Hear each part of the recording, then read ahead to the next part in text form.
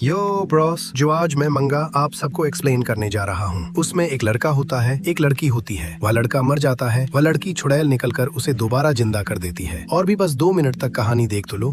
और अगर किसी ने इस मंदा को लाइक नहीं किया तो तुम्हारे पीछे भी ऐसी ही गर्लफ्रेंड पड़ जाएगी। बिना और कोई फालतू बात किए हुए वीडियो को करते हैं स्टार्ट। चैप्टर के स्टार्टिंग हमें एक पोग दिखाते हैं और यह पोग है किसका? हमारी कहानी के MC का, और जिसका नाम है रीकुन। और वह अपने मन में कहता है कि मेरी नाम रीकुन है और मैं 17 साल का हूँ। और आप लोग सोच रहे होंगे कि मेरी मौत कैसे हुई। जब मैं घर जा रहा था तब ट्रक से टक्कर लगने से मेरी मौत हो गई। और यहाँ पर कहानी खत्म नहीं हुई, अभी तो स्टार्ट हो रही है। और उसकी गर्लफ्रेंड वहाँ पर रो रही होती है और रीकुन अपने मन में कहता है अगर मुझे किसी की फिक्र है तो वह मेरी गर्लफ्रेंड के है। मेरे जाने के बाद उसका ख्याल कौन रखेगा। और अभी हमें कोई पुराना सीन दिखाते हैं जहाँ पर रीकुन की गर्लफ्रेंड रीकुन से बात कर रही होती है। रीकुन कहता है अगर मैं कभी मर गया तो तुम क्या करोगी? वह कहती है पहले तो तुम्हें मैं बचाने की कोशिश करूंगी, अगर मैं नहीं बचा पाई तो मैं भी तुम्हारे साथ ही मर जाऊंगी। और MC हमें बताता है वह हमेशा ऐसी ही बात करती रहती थी, पर अब मैं तुम्हारे साथ नहीं हूँ तो गुड बाय। और अभी स्टार्ट होता है रियल कहानी। और कहीं रीकुन के सोल टेडी बेयर के अंदर चली जाती है और MC कहता है यह क्या है? क्या मैं दोबारा जन्म ले चुका हूँ? पर आज दिन कौन सा है और यह कौन सी प्लेस है? और उसी टाइम पर उसके पीछे एक परछाई दिखती है और वह कहती है आखिरकार मैं कामयाब हो ही गई। और नेक्स्ट पेज में हमें पता लगता है कि यहाँ और कोई नहीं, रीकुन की गर्लफ्रेंड है। वह कहती है कि आखिरकार मैंने तुम्हें अपनी जिंदगी में दोबारा वापस लेकर आ गई हूँ। और रीकुन अपने मन में कहता है आज फिर वह मुझे सोने नहीं देगी। और अब हमें पता लगता है कि इसकी गर्लफ्रेंड एक छुड़ैल है। वह रीकुन को देखकर कहती है फाइनली रीकुन तुम वापस आ गए। और उसके सामने ही रोते हुए कहती है कि मैंने तुम्हें वापस लेकर आने के लिए अपनी छुड़ैलों वाली पावर यूज की है और मैंने इस चीज के लिए बहुत ज्यादा मेहनत की है कि मैं तुम्हें वापस ले आऊं। और बार बार जब मैं फाइल हो रही थी तब मुझे ऐसा लगा कि मुझे अपनी जान ले लेनी चाहिए और आफ्टर लाइफ में तुमसे मिल लेना चाहिए, पर मुझे माफ कर देना तुम्हें दाराने के लिए। पर अब तुम वापस आ चुके हो या तुम ही हो रीकुन? और वो कहती है जब रीकुन की मौत हो गई तब मुझे कोई भी चीज अच्छी नहीं लग रही थी। मैंने रीकुन की फेवरेट मंगा एनीमे देखने की भी कोशिश की पर मुझे वह भी नहीं अच्छी लगी। जब से रीकुन मर गया है तब से मुझे खाने का भी टेस्ट नहीं आ रहा। और रीकुन की गर्लफ्रेंड उसे टेडी बेयर की गॉड में रोते हुए कहती है कि मैं बहुत खुश हूँ कि मैं तुमसे दोबारा मिल पाई। जब से तुम गए हो तब से मैं सिर्फ रो ही रही हूँ। MC अपने मन में कहता है पर मैं तो पहले से ही मर चुका हूँ और अब तुम्हें मेरे बगैर या जिंदगी अकेले ही जीनी होगी। और जैसे ही रीकुन ऊपर देखता है वह वापस नहीं जा रहा होता। रीकुन अपने मन में कहता है मैं यहाँ से क्यों नहीं जा पा रहा। तभी उसकी गर्लफ्रेंड यादरे स्टाइल में कहती है मैं तुम्हें वापस नहीं जाने दूंगी। रीकुन अपने मन में कहता है बाकी सबको कोई भी गर्लफ्रेंड मिले पर कभी भी क्रेजी लव प्लस छुड़ैल वाली गर्लफ्रेंड कभी किसी को न मिले। MC की गर्लफ्रेंड उसे गले लगा रही होती है। उससे पीछे से आवाज आती है तुम बात लेने जा सकती हो। रीकुन की गर्लफ्रेंड कहती है तुम यही रुको, मैं बात लेकर आती हूँ। और उसे गले लगाकर कहती है मैं तुम्हें छोड़कर नहीं जाना चाहती। रीकुन कहता है अरे तुम सिर्फ नहाने को जा रही हो। वह कहती है तुम्हें ले तो जाऊं पर टेडी बेयर गीला हो जाएगा। मैं कम कर सकती हूँ, मैं तुम्हें किसी और चीज में ट्रांसफर कर देती हूँ। रीकुन कहता है इसकी जरूरत नहीं है, जाकर जल्दी नहा लो। फिर वहाँ से रीकुन की गर्लफ्रेंड चली जाती है और रीकुन इधर उधर देख रहा होता है कि वह यहाँ से कैसे निकले। वह छत पर देखकर कहता है यही चीज है जो मुझे यहाँ से जाने नहीं दे रही और अगर मैंने जल्दी नहीं की तो मैं पूरी जिंदगी इसी टेडी बेयर में रह जाऊंगा। और इधर उधर देखते हुए MC को कुछ फोटोग्राफ दिख जाती है कि यह इसकी गर्लफ्रेंड और उसके साथ की ही फोटोज हैं। MC कहता है यह बहुत प्यारी चीज है कि वह हर बार मेरा हाथ पकड़ कर रहती थी। और ऐसे ही वह और फोटो दिखता है और उसमें एक फोटो बहुत ब्लर होती है। रीकुन कहता है यह क्या चीज है? मुझे लगा मैंने कुछ चीज देखी। जैसे ही वह ध्यान से देखता है उसको उसी फोटो में उसकी गर्लफ्रेंड गले से लिपाती हुई दिख रही होती है और एक साइड में उसने उसका हाथ भी पकड़ा होता है। और MC अपने मन में कहता है लगता है जब मैं जिंदा था तब उसके मेरे ऊपर पहले से ही जादू टोना किया था। उसी टाइम पर उसकी गर्लफ्रेंड उसके पीछे आकर कहती है ओ